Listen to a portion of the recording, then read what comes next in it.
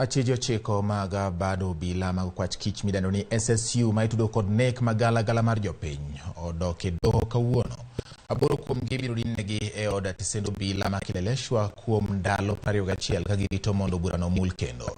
Achije go gin Joseph Mwenda Mbaya, David Chepcheng Kipsoi, Stephen Luseno, Paula Njogu, Simon Gikonyo, Peter Mudhe, John Kamau kod Joseph Kamau. Kata kamano, achich mar abiriyo miluongo ni Francis Mwendo we thuolo gi rambun maromo siling 500,000. Diana Mochache bende olero ni onge chochni moro amora mawuok kuom josiasa ka omeno ni obila timo nonro kendo gisenyiso ni gidwaro thuolo mar tieko nonro ma kamano. Achije ochikogo itudo gi nek magala mar jopiny India 2 mane oteki kendo negi dwe mar 7 higani magin